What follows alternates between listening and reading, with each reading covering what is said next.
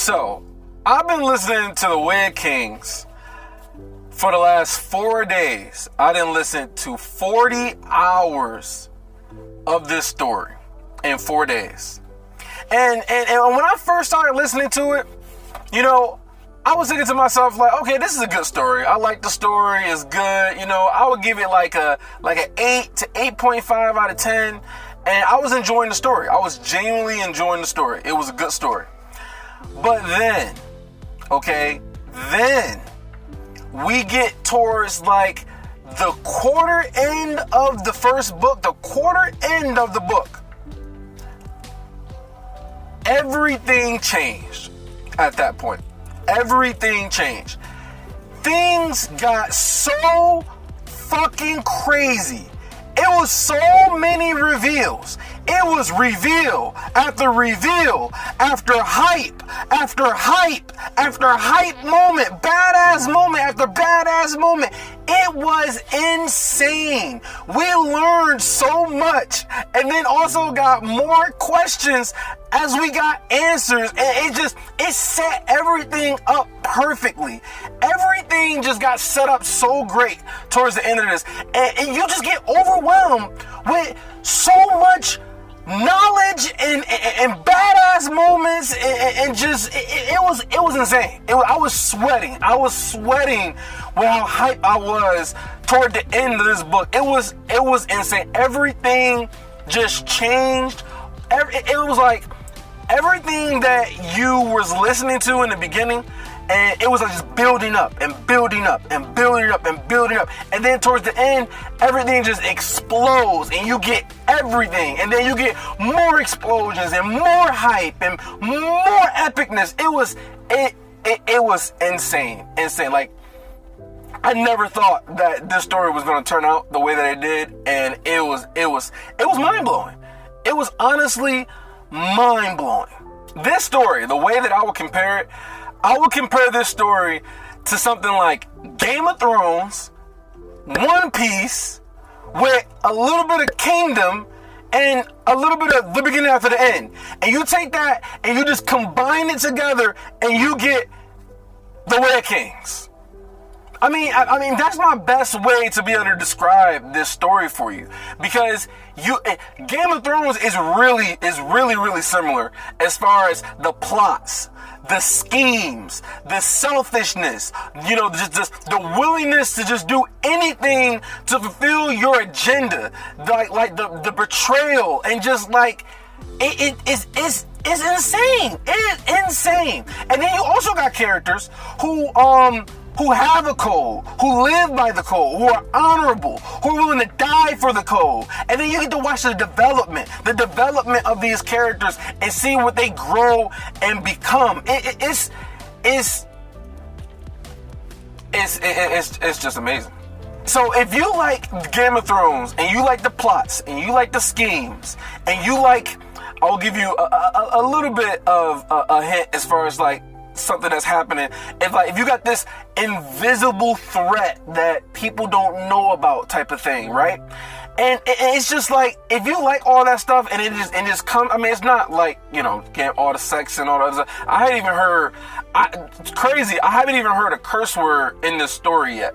I don't know if it's just because of the version that I'm reading, or if it's just like, maybe it's different in the actual book, but I don't think so. I think they just haven't cursed yet. But Kingdom, right? So if you like Kingdom, if you like the battles, you know, the tactics, and the cavalry, and the soldiers, and the archers, and the fighting, and just, you know, you just grudging to get to, you know, got the accomplishments, you got kingdoms, and you need soldiers. If you like that aspect of it, Kingdom is similar to that. You want to get all that in there too.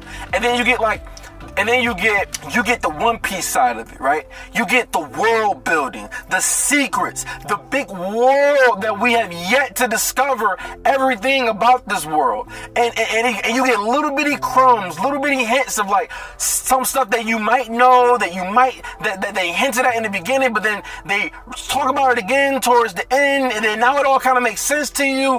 You might have caught like a little bit of snippet of something that was mentioned, just something that was just passable, something that you could easily just forget. And then he gets brought back into the story, and then you're just like, wait, I remember he said this during this part, and then it's like, what does this mean? And you get all of that. You get all the world building in the story is amazing, incredible, some of the best I've ever seen. I don't even read a whole lot of books. I'm getting into it, and this is just the best. This is the best I've read. It really, really is. Now you get a little bit of the beginning after the end, right? Especially like Arthur. You know, there's a character in the story that is, it reminds me of Arthur, kind of similar to Arthur and what he goes through and everything like that. Just like his mindset and his mood, but it's different. It's not the same. He's different, but it just reminds me of it, right? But I bring in the beginning after the end because it has some of the magic that's in the story, and then, you know, you got some of the, you know, like a helper type of character in the story, you know, kind of like Sylvie, almost a little. It's a little similar. It's not. It's like just a sprinkle of the beginning after the end in there, and you know, it's so much. It's so much. But everything in this story comes back together full circle. So you might be reading the story in the beginning, and there might be some characters you're like, okay, this character's kind of cool, kind of all right, and then this character's kind of, you know, it's kind of cool, it's kind of okay. And then it might be a character that you don't really like, but then everything comes full circle. Everything is for a reason in this story. Everything that happens, it like leads you towards more information. This story is like going on a treasure hunt, right? And you find the treasure. You fight, you claw, you find the treasure, right? And then you find the treasure, and the treasure gives you hints that's going to lead you towards more treasure, and you go and find that treasure, and then it gives you more hints to get some even greater treasure. And that's what this story is like. It's like going treasure hunting, and then you find it, and then it leads you towards more treasure. That's the best way for me to describe the story. If this haven't convinced you to read the story yet, right, I'm gonna make a part 2 to this video, kind of giving more of a summary of what the story is about. But this is just, I'm just explaining to you the hype, okay? I'm just explaining to you the hype about the character. Like, some of the badass moments where, you know, they drop their balls on the table and just say, what you gonna do now? What you gonna do? And it's just so great. The character development, right? The character development of some of the characters in here, how you just see them grow, see them change from their experiences, what they go through, the struggle, you know, the camaraderie in the story. You have characters who's willing to die for each other, working together. You got people that go from enemies and then they become allies. And then you got somebody who you think is an ally and then they become enemies. And it's just like, it's so great. It's so great. It's so great. And the way that it ends, it just leaves you wanting more. That's the way the story does. It leaves you wanting more. Now, when it comes to how you should read the story, my recommendation is that you read the graphic audio version of the story. Now, I'm not very familiar with the graphic audio version. I'm just now learning about it. But my experience during the story, I read everything using, Audible. The audio version of the book, I was just listening to that. And I got like 35 hours in to listening to the audio version of the story. And then I heard about the graphic audio version. I'm just like, I'll give it a shot. And then it changes. It makes the whole experience so much better listening to the graphic audio version of it. The graphic audio version gives you so much more immersion into the story. So like there's different scenes that might happen where, you know, it might be rain that's going on in the scene, or it might be a feast going on in the scene, and then the audio version or the graphic audio version of it gives you the rain in the background. You hear the footsteps of soldiers walking. You hear like them stepping into the puddles.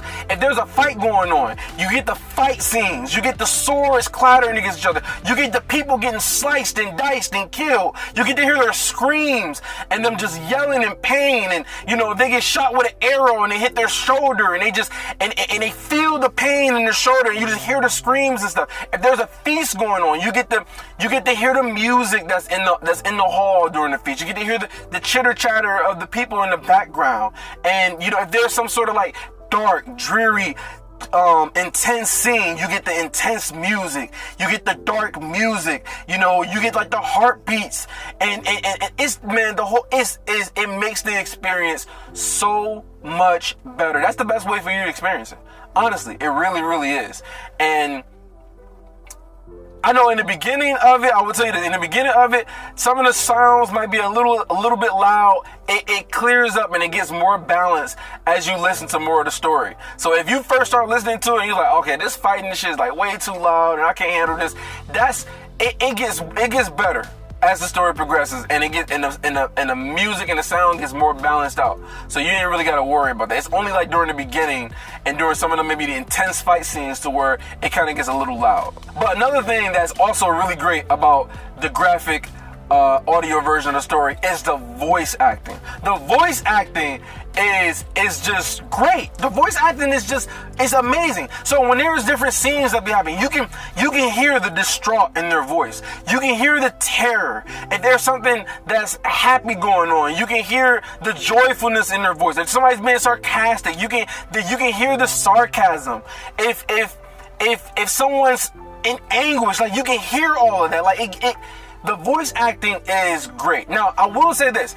If you're going to pick one, if you're going to pick either the audio version of it or the graphic audio version of it, I would say pick one and stick with that. And the reason why is because the voice actors change. So if you listen to the audio version of the story, you have one voice actor who's the narrator, and their voice acting, it's like, I think it's two voice actors. There's a female voice actor and there's a male voice actor.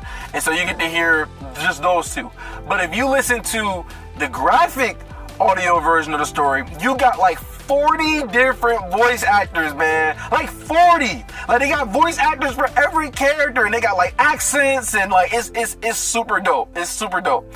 So if you're gonna stick with one, or if you're gonna pick one, stick with it, because the voices have changed. So the people who voice the audio version aren't the same ones who voice the graphic audio version of it. So if you stick with one, you will get used to the voices to where you'll be able to know who it is that's speaking just by the sound of their voice. So I would advise you to pick one. If you start listening to the graphic audio version and you don't really like it like that or whatever, then go to the regular audio version and stick to it. But if you want to get the full experience with all the immersion and just everything, the sound effects, the fighting scenes, the music and all that shit, graphic audio version is your best bet. So listen, okay? For people who made it to the end of this video, right? What I'm going to do is, I'm going to put my email in the description of the video. Send me an email and I'll send you a link. I will send you a link to the audio version, the graphic audio version, or the audio version of the book. I'll probably just do the graphic audio version, but I'll send you a link to the graphic audio version of the book just to give you a taste so you can understand what you're getting into. And if you like it and it's what you want to continue listening to, purchase the book, purchase the graphic audio version of it or whatever, and you can follow me in the journey of listening to this story, because it's insane, man. It's insane. I'm gonna do a part 2, like I said. The part 2 is gonna give you more of a summary of kind of like, the characters and what to expect or whatever. But I'll explain more during the part 2. But if you're interested, send me an email and I'll send you a link, and you can listen to the graphic audio version of the story. And man, tell me what you think. Leave it in the comments, man. Like, I'm gonna be making more videos about this story, because the story is it's just great. I'm hyping this story up. I don't want to really give you like, super high expectations so you can be like, oh man, this is gonna be so amazing, and then you don't really like it like that. Like, I'm just telling you my experience. Your experience might be different. So if you don't like, the sci-fi fantasy with like world building and character development and schemes and plots or whatever, it's not gonna be your cup of tea. But if you like Game of Thrones, you like the beginning after the end, you like Kingdom, you like One Piece and the world building, I just don't see you not liking this story. I really, really don't. But that's it, okay? That's all I got to say at this point. If you dig it, give me a like. Let me know if you're going to be interested in looking into it. Send me an email, And I'm gonna do a part 2, giving more explanation as far as like the summary of the story and some of the characters, not spoiling anything, but just giving you some of the characters and kind of like what to expect. And like the video, and I'll check you guys out in the next one. Peace.